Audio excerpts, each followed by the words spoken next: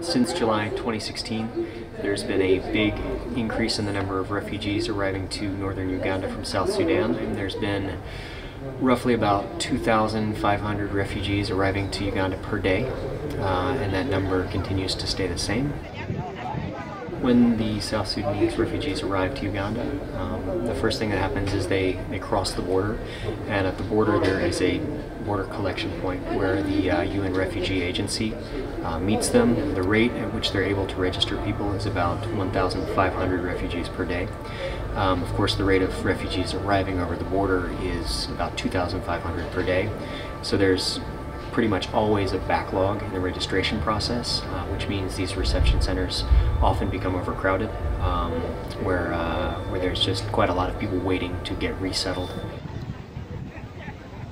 So once people go to the settlement, Uganda has a fairly progressive policy towards refugees. Once they're registered as refugees in Uganda, they have the right to work, they have the right to circulate the country, and they're also given a 30-meter squared area of land that they can build a house on, or that they can cultivate for vegetables or things like that.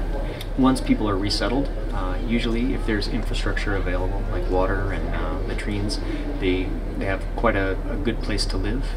The problem is, like I said, the pace of refugees arriving over the border has been surpassing the ability of all of the NGOs that are working in northern Uganda, as well as the UN Refugee Agency, to build this infrastructure in time to welcome them. But for the most part, once these refugees have been resettled, they have a very nice place to live. It's a lot of land that they're given, so this reduces the risk of outbreaks of communicable diseases like measles, cholera.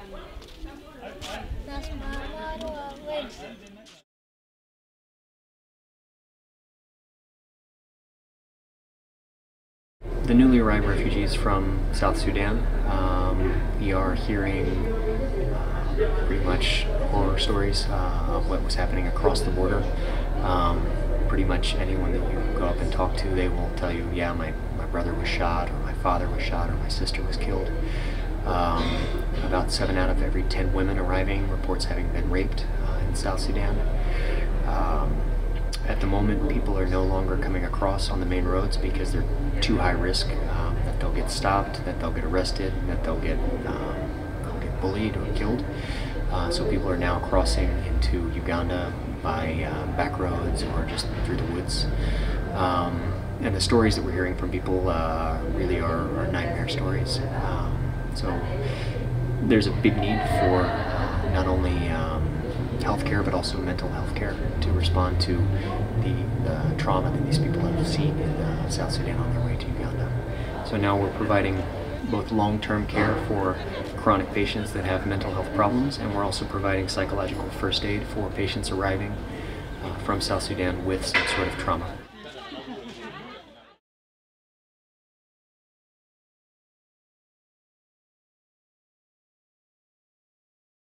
First of all, we are working on increasing the water supply. The first thing that you need to make sure people have in any refugee setting is enough water. So the minimum would be something around 15 liters per person per day. We've been motorizing boreholes, and we've been running a big artesian well that produces a lot of water for the settlement.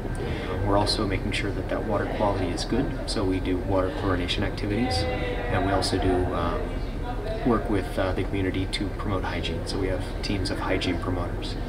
The other thing that we are working on is healthcare. So we have several clinics, and we also we have a small hospital. Some of the other activities that we're doing is making sure that everyone who arrives is vaccinated, that their vaccinations are up to date. For emergency cases, we will support where there's an influx of refugees and there needs to be emergently built some latrines to make sure that there's enough hygiene facilities. We'll be doing that, and we'll also be doing mobile clinics when there are new arrivals for refugees to make sure we can meet them when they're arriving. We don't know at what point the refugees will stop coming. At this point, the United Nations Refugee Agency, the non-government agencies that are working there are all stretched to their capacity.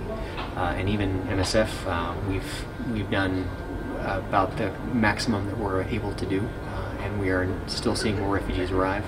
So at a certain point we have to make decisions about how to have good coverage in healthcare, in water and sanitation, in food distribution, to support all of these refugees as they arrive without diminishing the care that we're giving to people that are already there.